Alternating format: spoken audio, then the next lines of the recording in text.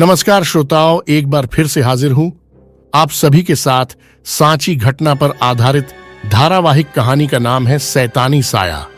मैं आपको अपने साथ घटित सच्ची घटना बताने जा रहा हूं। बात तब की है जब मैं 21 साल का नौजवान था। काल्पनिक कहानियां लिखकर मेरा मन ऊब चुका था और काफी दिनों से मेरा मन कोई सच्ची कहानी लिखने का था, और एक ऐसी घटना जो अपराध पर आधारित हो जिसे सुनकर लोगों के रोंगटे खड़े हो जाएं। लेकिन मुझे इसके लिए कोई सच्ची घटना या वाक्या नहीं मिल रहा था जिसे मैं एक कहानी का स्वरूप दे सकता। मैं काफी दिनों से इसी लक्ष्य के लिए घूमता रहा, लेकिन मुझे निराशा ही हाथ लगी। फिर एक दिन ऐसे ही बैठे बैठे मुझे याद आया कि मेरा एक बचपन का दोस्त जिसका नाम जीत था, एक पुलिस कमिश्नर बन चुका था और एक उम्मीद की किरण मुझे दिखने लगी। मैं सीधा पहुंचा उससे मिलने के लिए उसके घर, क्योंकि मेरे पास उसका कोई मोबाइल नंबर नहीं था। एक बहुत ही लंबे समय के बाद मैं उसके घर गया था। मैं यही सोचकर गया था कि उसके पास तो अपराध की बड़ी बड़ी घटनाओं का भंडार मिलेगा जो किसी के भी दिल को दहला देंगी। मैंने जीत के घर पहुंचकर दरवाजे की घंटी बजाई तो एक औरत ने दरवाजा खोला जो काफी संस्कारी थी। जी कहिए, आप कौन हैं और आपको क्या काम है? उस औरत ने विनम्र शब्दों में मुझसे पूछा। जी, मेरा नाम आशीष है और मैं जीत का दोस्त हूं। मुझे उन्हीं से कुछ काम है। क्या वो घर पर हैं? मैंने उस औरत से पूछा। जी, घर पर ही हैं, आइए। औरत ने मेरा स्वागत करते हुए अंदर आने को कहा। मैं उसके साथ साथ अंदर चला गया। अंदर जाकर देखा तो जीत अखबार पढ़ रहा था। जैसे ही उसने मुझे देखा वो खुशी से खड़ा होकर मेरे पास आया। अरे आशीष, कैसा है दोस्त? कैसे आना हुआ? बहुत समय बाद मिले हो, कहाँ गायब रहते थे? जीत ने एक के बाद एक अनेक सवाल पूछते हुए मुझसे हाथ मिलाया और फिर मुझे बैठने के लिए बोलकर अपनी पत्नी से चाय बनाकर लाने को कहा। मुझे यह जानकर काफी आश्चर्य हुआ कि उसने शादी कर ली थी। अरे यार, शादी कर ली और तुमने मुझे बताया भी नहीं? मैंने आश्चर्य जताते हुए जीत से कहा। यार, बस कुछ ऐसे ही हालात थे कि किसी को बताना तो दूर, खुद को ही पता नहीं चल पाया था कि मेरी शादी होने वाली थी। उसने थोड़ा उदास होते हुए कहा। क्यों, ऐसी क्या बात हो गई थी? मैंने जीत से पूछा। मेरे बड़े भाई का एक कार दुर्घटना में देहांत हो गया था और फिर उनकी पत्नी को मुझे अपनाना पड़ा क्योंकि सभी घर वालों की यही इच्छा थी। उसने उदासी के साथ मुझे बताया। यार, इतना कुछ हो गया और तुमने मुझे बताया भी नहीं दोस्त। आखिर दुख बांटने के काम तो आ ही सकते हैं। मैंने उससे कहा। बस यार, हो गया सब और मुझे किसी से कुछ कहने का समय ही नहीं मिला। उसने मुझे बताया, भगवान की इच्छा के आगे किसी का जोर नहीं चलता यार। जो हुआ सो हुआ, उसे भूल जाना ही बेहतर है और अपने अब के जीवन को जीना ही समझदारी है। मैंने उसे समझाते हुए कहा। सही कहा भाई, मैं वही कर रहा हूं। और तू बता, तू कब कर रहा है शादी? उसने मुझसे पूछा। तभी भाभी जी भी वहां आ गई। हाँ जी, हमें भी बताइए, कब ला रहे हैं हमारी सुंदर देवरानी जी को? भाभी जी ने मुंह से पूछा। जी भाभी जी, अभी तो हमने इस बारे में सोचा भी नहीं है। मैंने उन दोनों की ओर देखते हुए कहा। तो सोचिए देवर जी। भाभी जी ने मुस्कुराकर चाय डालते हुए कहा। हाँ भाई, अब तू भी शादी का लड्डू खा ही ले। जीत ने भी भाभी के साथ साथ कहा। मैं हल्का सा मुस्कुरा दिया। चाय देकर भाभी जी वहां से चली गई। उसके बाद हम दोनों चाय पीने लगे। यार, एक काम से आया था, मैंने जीत से कहा। अरे यार, मुझे तो लगा था कि मेरा पुराना दोस्त काफी समय बाद मुझसे मिलने आया है, लेकिन आप तो काम से आए हैं। चलिए बताइए श्रीमान जी, मैं कैसे आपकी मदद कर सकता हूं? जीत ने उदासी के साथ मुझे कहा। अरे यार, तू भी तो कभी मिलने नहीं आया। कम से कम मैं तुझसे मिलने आया तो सही, काम के बहाने ही सही। मैंने भी अपनी उदासी जाहिर करते हुए जीत से कहा। अरे, मैं तो मजाक कर रहा था भाई, बोलना, क्या काम आ सकता मैं तुम्हारे? जीत ने बात को काटते हुए कहा। यार, मैं क्राइम पर एक सच्ची कहानी लिखना चाहता हूं। शायद तेरे पास कोई ऐसी सच्ची घटना हो जो सबके दिल को दहला दे। मैंने जीत से पूछा। यार, घटनाएं तो बहुत हुई, लेकिन तू तो जानता है कि मैं बचपन से ही भुल्लकड़ किस्म का रहा हूं। बस मोटा मोटा याद रहता है, कहानी तो विस्तार से लिखी जाती है ना? उसने अपना सर खुजाते हुए मुझसे पूछा। हाँ यार, क्या कोई भी घटना याद नहीं है जिसे मैं कहानी का रूप दे सकूं? मैंने उससे पूछा। नहीं यार, याद तो नहीं, लेकिन एक काम हो सकता है, उसने अपनी उंगली उठाते हुए कहा। क्या काम हो सकता? मैंने उससे पूछा।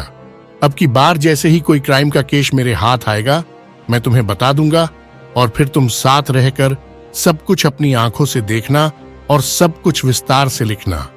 इस तरह तुम हर छोटी से छोटी बात को जान पाओगे और लिख पाओगे। जीत ने मुझसे कहा। हाँ, ये भी ठीक है यार, इससे हर हालात अच्छे से महसूस करने के बाद लिख पाऊंगा। मैंने अपनी सहमति जाहिर की। हाँ, और कुछ समय भी साथ साथ गुजार लेंगे, काफी समय हो गया खुलकर बात किए, उसने मुझे कहा। ठीक है जीत, तो मैं अब चलता हूं, मैंने खड़ा होते हुए कहा। अरे यार, खाना बन रहा है, खाना खाकर जाना, उसने मुझे रोकते हुए कहा। नहीं यार, फिर कभी, अभी मुझे चलना होगा, मैंने जीत से कहा। यार, खाना बन चुका होगा, जीत ने मुझे कहा।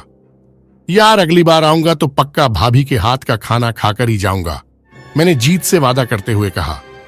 भाई तू चल, ठीक है, अगली बार ही सही, चल मैं बाहर तक छोड़ दूं, उसने खड़ा होते हुए कहा। हम दोनों बाहर की ओर चल पड़े। अरे यार, अपना मोबाइल नंबर तो दो, जीत ने मुझे कहा। मैंने उसे अपना मोबाइल नंबर दिया, उसका नंबर लिया और अपने घर आ गया। उस दिन के बाद मुझे बस जीत के फोन आने का इंतजार रहने लगा। काफी दिन बीत गए लेकिन जीत का कोई फोन नहीं आया। फिर एक दिन जीत का फोन आया। हेलो आशीष, जीत ने फोन पर जैसे ही कहा, मुझे बहुत खुशी हुई। हाँ जीत, कैसे हो भाई, मैंने जीत से पूछा। मैं ठीक हूं, तू जल्दी से पुलिस स्टेशन आ जा, एक अजीब सा केस आया है, जीत ने जल्दबाजी में मुझे कहा। ठीक है भाई, मैं पहुंचता हूं, मैंने जल्दी से जीत को कहा और खुशी के साथ पुलिस स्टेशन की ओर चल दिया। मैं जब वहां पहुंचा तो वो बस निकल ही रहे थे। मैं जल्दी से अपनी मोटरसाइकिल खड़ी करके जीत के पास पहुंचा। जीत ने मुझे बैठने के लिए कहा और मैं उसकी बगल वाली सीट पर बैठ गया। उसके बाद हम सभी जल्दी से वहां से निकल गए। पुलिस स्टेशन से हम सीधे पास के एक गांव पहुंचे। जीत अपनी जीप रोककर जल्दी से एक मकान की ओर बढ़ गया। मैं भी उसके साथ साथ मकान की ओर बढ़ गया। उस मकान के सामने एक भीड़ जमा थी। अखबार वाले और न्यूज वाले वहां पहले से पहुंच चुके थे और जैसे ही जीत ने जीप रोकी, सभी उस पर टूट पड़े। लेकिन जीत ने बिना कुछ कहे उनसे पीछा छुड़ा लिया। आइए सर, मैंने ही आपको खबर दी थी, भीड़ में से एक आदमी ने आगे बढ़कर कहा। आगे से हटिए, एक पुलिस कांस्टेबल ने भीड़ को हटाते हुए कहा।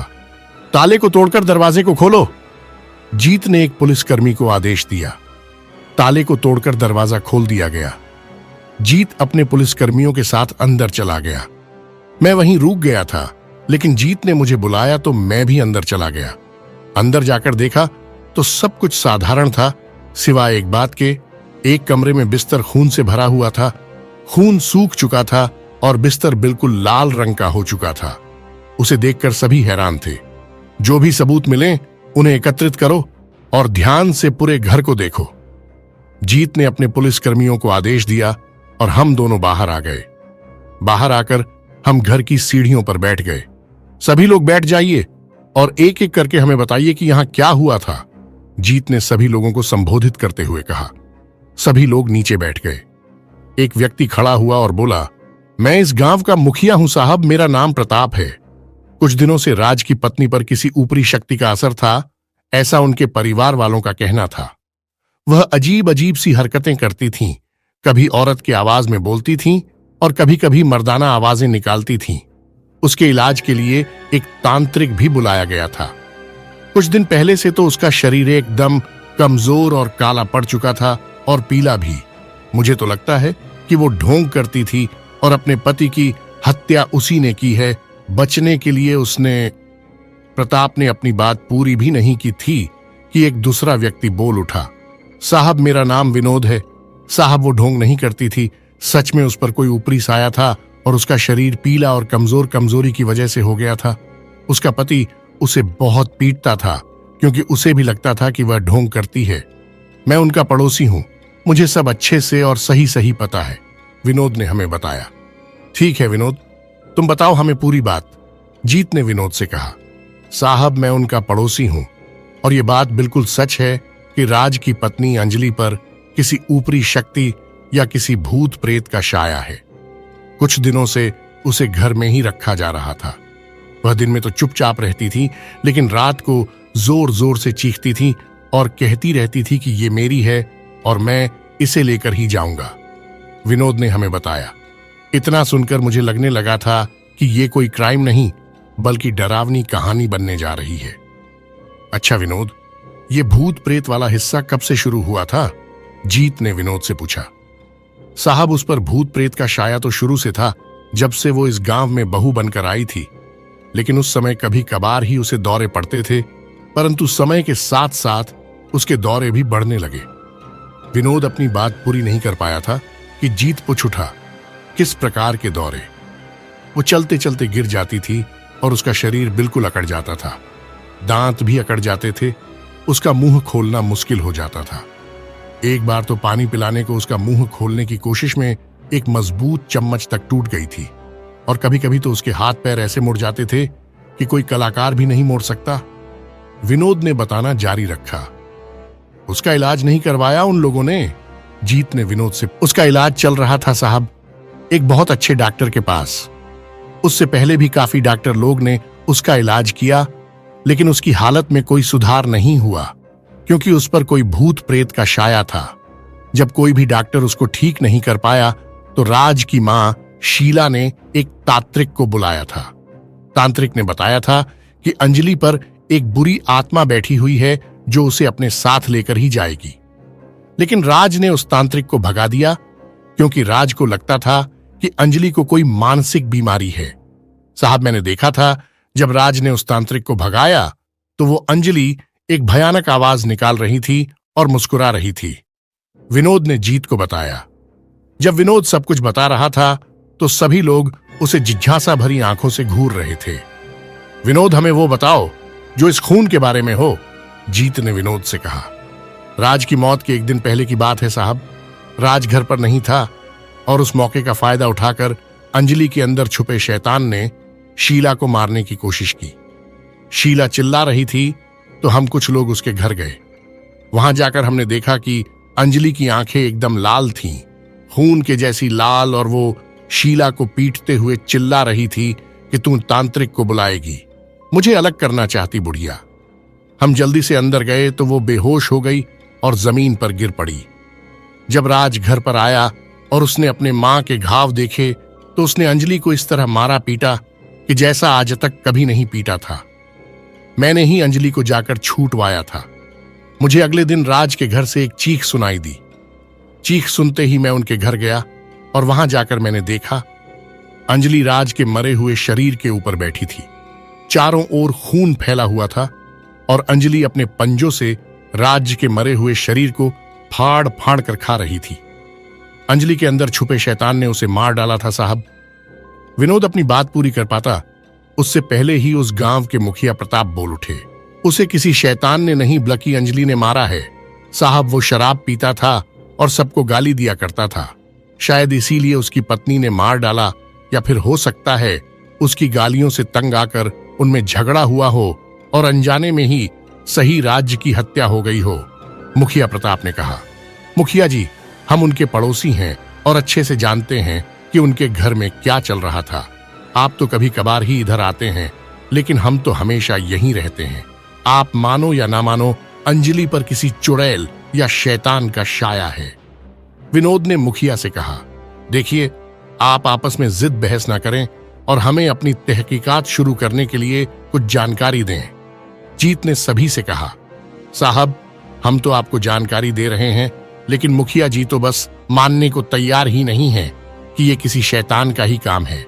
विजय ने कहा, ठीक है विजय, आप अकेले में आकर हमें बताइए जो आप जानते, उसके बाद मुखिया जी आपसे हम कुछ जानकारी लेंगे। जीत ने उन दोनों से कहा और विजय को उन सब से दूर ले आया। मैं भी वहीं पास में खड़ा था। हाँ तो विजय, आगे बताओ, जीत ने विजय से कहा। जी साहब, उसकी आंखें बिल्कुल लाल थीं और वो मरे हुए राज के शरीर से मांस नोच नोच कर खा रही थी। विनोद ने बताया, क्या तुमने अपनी आंखों से उसे मांस को नोच कर खाते देखा? जीत ने उससे पूछा। हाँ साहब, मैं ही वो शख्स हूं जिसने शीला के बाद उसे मांस खाते देखा। उसने लगभग राज का 1/4 भाग खा लिया था और वो खून में लथपथ थी। कुछ ही समय बाद वहां एक भीड़ जमा हो गई थी। लेकिन इससे पहले कि कोई और उसे मांस खाते देख पाता, वह एक मांस का टुकड़ा फाड़कर उछलती हुई अपने कमरे में भाग गई। जब हम सबने अंदर जाकर देखा तो वो मांस का टुकड़ा खा चुकी थी और बेहोश पड़ी थी। हमने उसे मजबूत रस्सी से बांध दिया। विनोद इतना कहकर चुप हो गया। क्या तुम्हें पता है कि वो सब अब कहां चले गए या कहीं जाने की बातें की हों? जीत ने विनोद से पूछा। विनोद ने झट से जवाब दिया, साहब वो सभी एक मंदिर गए हैं। एक प्रसिद्ध मंदिर है जहां सिर्फ उनका इलाज होता है जिन पर कोई भूत प्रेत, चुड़ैल या शैतान का साया हो। अच्छा, उनके घर में उस समय शीला के सिवाय और कोई नहीं था जब अंजलि ने उसको पीटा? और उस रात कौन कौन घर पर था जिस रात राज का कत्ल हुआ? जीत ने विनोद से पूछा। नहीं साहब, सिर्फ वही थी। शीला के पति फौजी हैं, वो तो फौज में थे, कल ही आए हैं और अंजलि को लेकर राजस्थान चले गए। जिस रात राज का कत्ल हुआ उस रात घर पर सिर्फ अंजलि और शीला ही थीं, विनोद ने बताया। ठीक है विनोद, अब तुम जा सकते हो।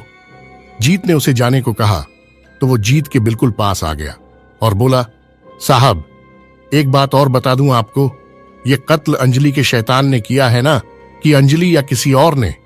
और हां साहब, ये मुखिया अंजलि और शीला को फंसाना चाहता है, क्योंकि एक बार रात को ये शराब के नशे में अंजलि के कमरे में जाकर उससे इश्क लड़ाने पहुंच गया था। अंजलि और शीला ने इसकी बहुत पिटाई की थी और भरे गांव में इसकी इज्जत का फलूदा किया था। जीत ने विनोद से राजस्थान के मंदिर का ठीक से पता पूछा और उसे जाने दिया। उसके बाद वहां के मुखिया को बुलाया गया। हां मुखिया जी, अब आप कहिए कि आपको क्या पता है? जीत ने मुखिया जी से पूछा। साहब मुझे तो लगता है कि उन दोनों ने मिलकर राज को मार डाला, क्योंकि वो शराब पीने के बाद उन्हें गालियां देता था। और मुझे तो लगता है कि अंजलि में ना तो कोई भूत है और ना वो पागल है, सब ढोंग कर रही है। प्रताप इतना कहकर चुप हो गया। लेकिन विनोद ने जैसा बताया उससे तो यही लगता है कि वो मानसिक रूप से बीमार है। जीत ने कहा, अरे साहब वो तो उसका प्रेमी है, उसे बचाने की कोशिश तो करेगा ही। अगर उसे जेल हो गई तो उसकी तो सब रंग रलियां खत्म हो जाएंगी ना। उन्होंने तो सोचा था कि चिता को जलाकर कुछ दिन पागल पागल का ढोंग करेंगे और गांव वाले कुछ नहीं करेंगे, लेकिन मैं इस गांव का मुखिया हूं, ऐसे थोड़ी ना जाने देता उन्हें। इसीलिए मैंने पुलिस को खबर की, प्रताप ने बताया। लेकिन आपको उसी समय खबर करनी चाहिए थी जब राज का मृत शरीर मिला था, ताकि हम अच्छे से तहकीकात कर पाते। अब ये आधा अधूरा केस है, सुलझाने में काफी परेशानी होगी। जीत ने मुखिया से कहा, साहब उस समय हम गांव में नहीं थे, आज ही गांव आए तो हमें इसके बारे में पता लगा और मैंने तुरंत आपको खबर की। प्रताप ने कहा। कुछ और पूछकर राज ने उसे भी जाने दिया और अपने सहकर्मियों से गांव वालों के बयान लेने को कहा। हम दोनों आपस में बातें करने लगे जब तक कार्यवाही पूरी नहीं हुई। यार जीत, ये तो हॉरर कहानी लगती, मैंने जीत से पूछा तो उसने एक अलग ही जवाब दिया। देख आशीष, तू उन बातों पर विश्वास करके चल रहा है जो तूने यहां के लोगों से सुनी, लेकिन सच कोई नहीं जानता। क्या पता वो लड़की जानबूझकर ढोंग कर रही हो, या हो सकता है विनोद और उसका सच में कोई चक्कर हो और उन दोनों ने मिलकर राज को अपने रास्ते से हटाया हो। यह भी हो सकता है कि लड़की सच में पागल हो और मुखिया उसे फंसाना चाहता। लेकिन यार, ऐसी कोई बात होती तो राज की मां और पिता कैसे उस लड़की को बचाते और उसे इलाज के लिए लेकर जाते? मुझे तो लगता है कि उस पर सच में कोई भूत प्रेत है या फिर वो पागल है, मैंने जीत से कहा।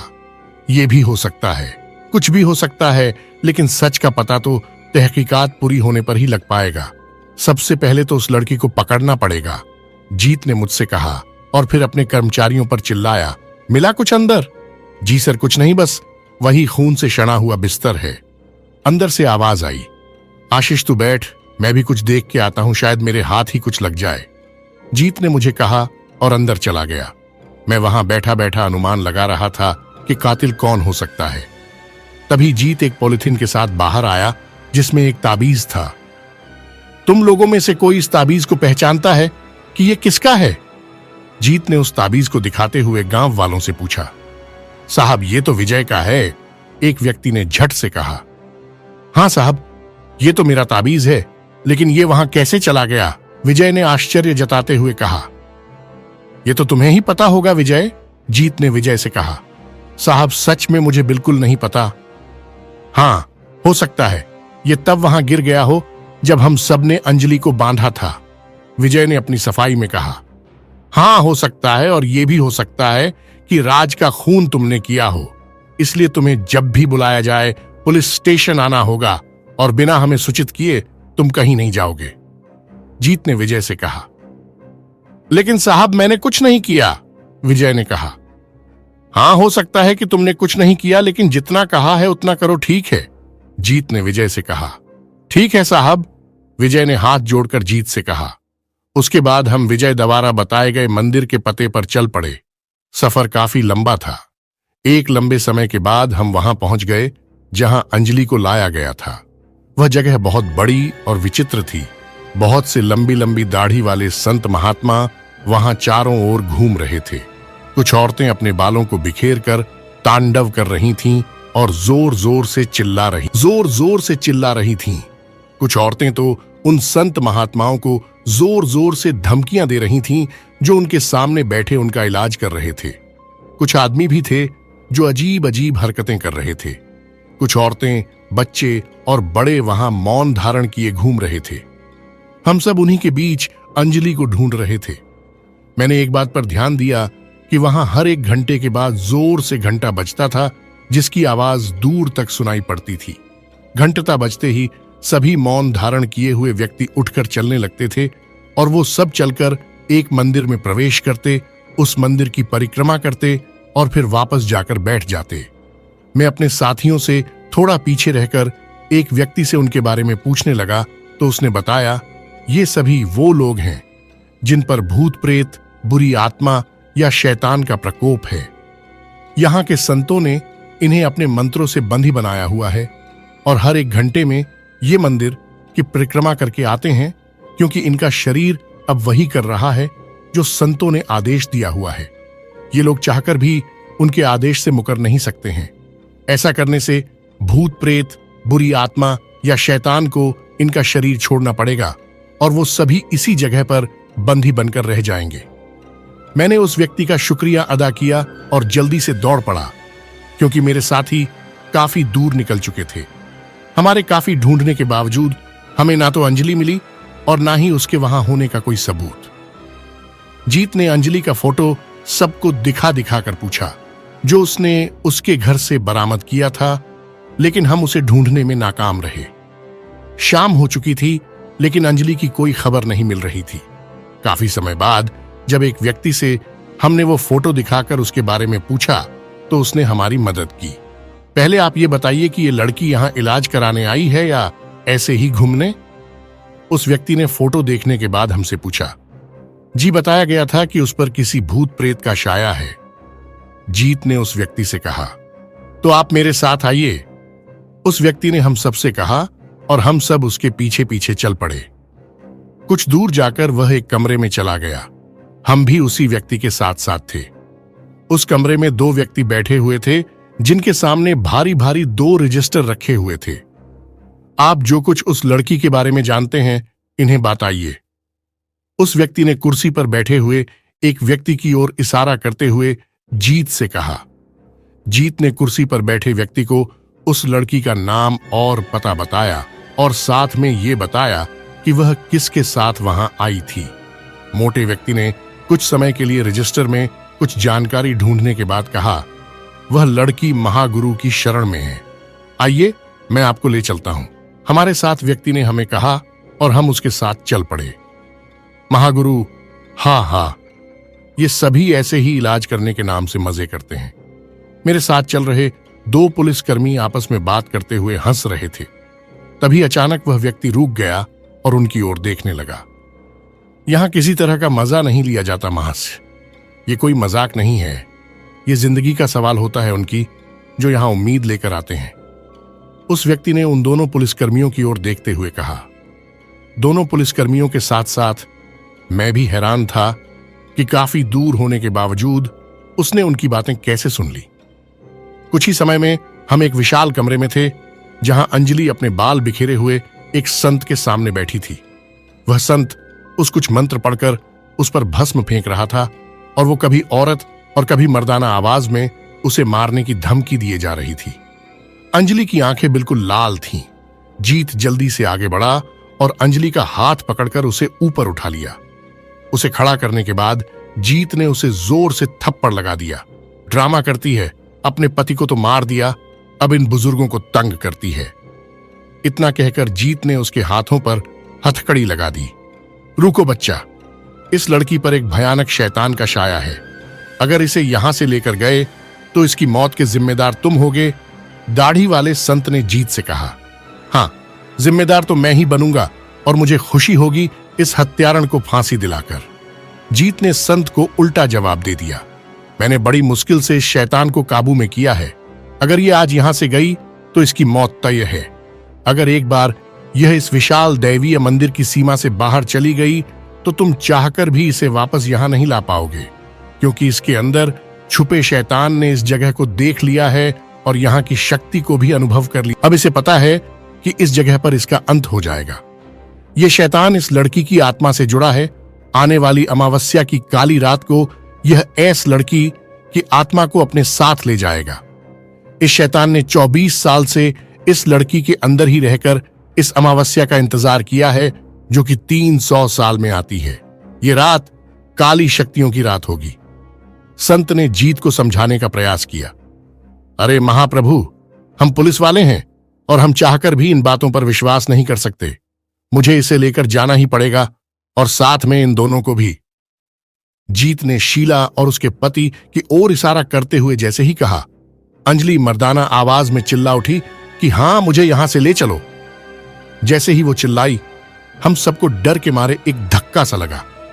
जीत भी डर गया था और अंजलि का हाथ उसके हाथों से छूट गया, लेकिन फिर से हिम्मत करके दोबारा से उसका हाथ पकड़कर घेरे से बाहर खींच लिया, जो संत ने अंजलि के चारों ओर बना रखा था। अब अंजलि लगातार डरावनी आवाज में चिल्ला रही थी कि उसे वहां से ले चलो, लेकिन बीच बीच में हल्की सी मासूम दबी हुई आवाज आ रही थी जो उसे वहीं छोड़ने की गुजारिश कर रही थी। मेरा मन उस दबी हुई आवाज को सुनने का और उसकी मदद करने का मन हो रहा था, लेकिन पुलिस कार्यवाही में दखल देना मुझे ठीक नहीं लगा, इसलिए मैं चुपचाप देखता रहा। जब काफी देर तक वह चुप नहीं हुई तो जीत ने उसे जोर का थप्पड़ दे डाला। जैसे ही जीत ने उसे थप्पड़ मारा, वो मर्दाना आवाज में चिल्लाई, मुझे गुस्सा मत दिला, वरना ऐसी तबाही मचाऊंगा कि तुम सबकी रूह तुम्हें छोड़कर भाग जाएगी। जीत उसे अनसुना करते हुए पकड़कर जीप की ओर ले आया। शीला और उसका पति भी बहुत गिड़गिड़ाए कि उन्हें ना ले जाए, लेकिन जीत को अपना काम करना था। अंजलि, शीला और उसके पति को पकड़कर जीप में बिठा लिया। जीप में बैठने के बाद अंजलि ने अचानक से जीत की ओर घूरती हुई नजरों से देखा और कहा, तुमने बिल्कुल सही किया। वह दृश्य काफी डरावना था। इतना कहकर वह बेहोश हो गई। बेहोश होने के बाद जीत ने उसे बिना हथकड़ी के ही रहने दिया। शीला के पति राजेश ने काफी हाथापाई भी की ताकि वो अंजलि को वहीं रोककर उसका इलाज करवा सके, लेकिन वह नाकाम रहा। अंधेरा होने वाला था। हम सब जल्दी से चल पड़े। इस वक्त मैं जीत के बगल वाली सीट पर ना बैठकर शीला के पति राजेश के पास बैठा था। कुछ दूर चलने के बाद मैंने सहानुभूति प्रकट करते हुए राजेश से पूछा कि वह अपने ही बेटे की हत्यारण को क्यों बचाना चाहता है। इस पर उसने मेरी ओर देखा तक नहीं। आपको पता तो है ना कि उसने आपके बेटे को मार डाला। आप क्यों उस हत्यारण को पुलिस से बचाना चाहते हैं? मैंने फिर से पूछा। उसने मेरे बेटे को नहीं मारा, राजेश ने इस बार जवाब दिया, लेकिन गांव वालों तो बताते हैं कि अंजलि ने ही आपके बेटे को मारा है। अब या तो ये सच में दिमागी रूप से बीमार हैं या फिर होने का ढोंग कर रही हैं। गांव वालों के अनुसार अगले ही दिन आप सबने दाह संस्कार किया और यहां आ गए। अगर ऐसा है तो आप उसे क्यों बचाना चाहते हैं? मैंने फिर से राजेश से सवाल कर डाला। मैंने कहा ना, अंजलि ने मेरे बेटे को नहीं मारा। हम यहां अपने बेटे के हत्यारे शैतान को सजा देने और अंजलि की जान बचाने के लिए उसे यहां लेकर आए थे, राजेश ने विनम्रता से जवाब दिया। इतना सुनकर शीला की आंखों से आंसू निकल आए। मैंने उन्हें धीरज रखने और ना रोने के लिए कहा। तभी राजेश बोल उठा, अब रोने के सिवा बचा भी तो कुछ नहीं। ना तो मेरे बेटे के हत्यारे को ही सजा मिल पाई और अब हमारी बेटी जैसी बहू अंजलि को भी हम खो देंगे। वो शैतान अंजलि को अपने साथ ले जाएगा। हर कोई शैतान की बातें कर रहा है, आखिर ये क्या है? मैंने राजेश से पूछा। यह एक बहुत लंबी कहानी है। अंजलि के माँ बाप ने उसकी शादी हमारे बेटे से बिना ये बताए कर दी थी कि उस पर कोई शैतानी छाया था। हमें तब पता चला जब शादी हो चुकी थी और उसके माँ बाप अपना घर छोड़कर जा चुके थे। ऐसे में हमें अंजलि पर गुस्सा आने की जगह दया आ रही थी। हमने फैसला किया कि उसे अपनी बेटी की तरह रखेंगे और कभी उसे ये एहसास नहीं होने देंगे कि उसके माँ बाप ने उसे धोखा दिया या उसके माँ बाप अब नहीं रहे। हमने उसे अपनी बेटी की तरह रखा। शुरू में उस पर कभी कभार ही दौरे पड़ते थे, लेकिन धीरे धीरे वो बढ़ने लगे। राजेश ने अपनी बात पूरी भी नहीं की थी कि शीला बोल उठी। एक दिन तो मैंने उसे चूहा खाते हुए पकड़ा था। तब हमें पता लगा कि उस पर कोई शैतानी छाया है, लेकिन राज को लगता था कि वो मानसिक रूप से बीमार है। इसीलिए उसने अंजलि को एक अच्छे डॉक्टर को दिखाया, लेकिन उसकी दवाइयों से कोई आराम नहीं हुआ। दवाई चल रही थी, उसकी तबीयत खराब रही थी। वह भयानक डरावनी आवाजें निकालने लगी। तब हमने उसे एक तांत्रिक को दिखाने का फैसला किया और एक तांत्रिक को बुलाया तो एक बहुत बड़ा सच सामने आया। इतना कहकर शीला चुप हो गई। कैसा सच? मैंने उनसे पूछा। अंजलि पर बचपन से ही किसी शैतान का छाया था और उसके माँ बाप ने उसकी शादी करके उससे अपना पीछा छुड़ाया था। अंजलि को बचपन से उसके अंदर छुपा शैतान यातनाएं दे रहा था। तांत्रिक ने अंजलि को बचाने की बहुत कोशिश की। उसने अंजलि के गांव जाकर बहुत सी जानकारी ली और अपनी तांत्रिक विद्या से पता लगाया तो पता चला कि वह शैतान 250 साल से अंजलि की आत्मा से जुड़ा है और वो सिर्फ शैतानी रात का इंतजार कर रहा है ताकि अंजलि की आत्मा को हमेशा हमेशा के लिए अपनी आत्मा से बांध सके।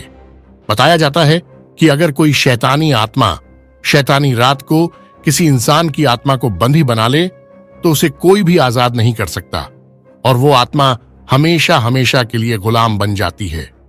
तांत्रिक अंजलि को उस शैतान से बचा सकता था, लेकिन उसकी अचानक हत्या हो गई।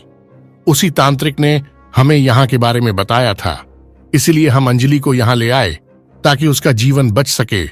शीला ने मुझे सारी घटना बताई, लेकिन हमें तो पता लगा था कि वह तांत्रिक अंजलि के हालात से डर कर भाग गया।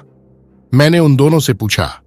नहीं, वो मारा गया, लेकिन अंजलि की बदनामी के डर से हमने किसी को नहीं बताया कि उस तांत्रिक की मौत हो गई थी। शीला ने मुझे बताया, सिर्फ 2 दिन की बात है।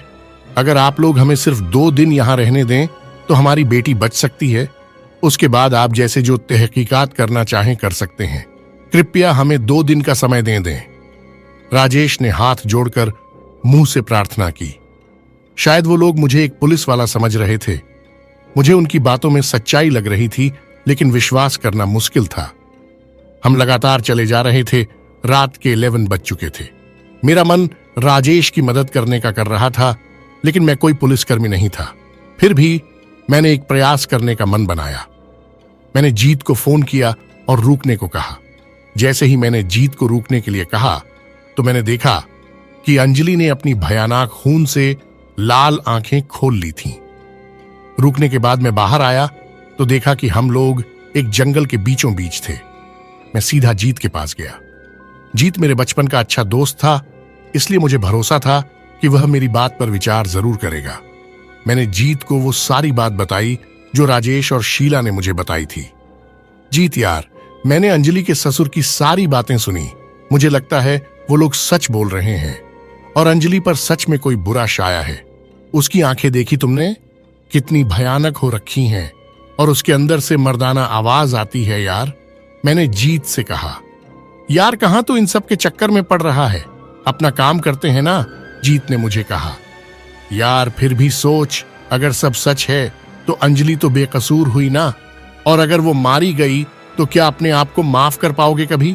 बस 2 दिन की ही तो बात है। सारी कार्यवाही 2 दिन बाद से दोबारा शुरू हो सकती है और फिर सब कुछ तुम्हारे ही हाथ में तो है, और वैसे भी नई जगह है। 2 दिन हम यहां घूम सकते हैं। मैंने जीत को मनाने की कोशिश की। यार कुछ गड़बड़ तो मुझे भी लगती है और तेरी बात भी सही है, लेकिन जीत कुछ कहने वाला था, उससे पहले ही मैं बोल उठा। लेकिन क्या यार, एक मासूम की जिंदगी का सवाल है भाई। चल ठीक है भाई, 2 दिन ज्यादा सही इस केस में। जीत ने जब ये कहा तो मुझे अंदर ही अंदर बहुत खुशी हुई। गाड़ी घुमाओ और वापस चलो मंदिर में। जीत ने जैसे ही यह आदेश दिया, अंजलि वहां से भाग खड़ी हुई। अंजलि के भागते ही राजेश और शीला चिल्ला उठे, वह भाग गई, वह शैतान के वश में है, प्लीज पकड़ो उसे, वरना वो उसे कहीं दूर ले जाएगा जहां से उसे वापस लाना नामुमकिन होगा। प्लीज पकड़ो उसे। वह भाग कर जंगल में चली गई। जैसे ही जीत ने अंजलि को भागते देखा तो उसने सभी को उसे पकड़ने का आदेश दे दिया और खुद भी उसे पकड़ने के लिए दौड़ पड़ा। जीत को दौड़ता देख मैं भी उसके पीछे पीछे दौड़ पड़ा। जब तक कोई भी अंजलि को पकड़ पाता, वह जंगल में जा चुकी थी। जैसे ही हम सड़क से नीचे उतरकर जंगल की ओर बढ़े, सभी गिर गए। जंगल के किनारे पर घाई थी और हम सब उस घाई में गिरने के बाद घिसड़ते हुए जा रहे थे। कभी किसी पेड़ से टकरा रहे थे, कभी टहनियों को चीरते हुए नीचे की ओर जा रहे थे। कुछ ही समय में हम सब घिसड़ना बंद हो चुका था।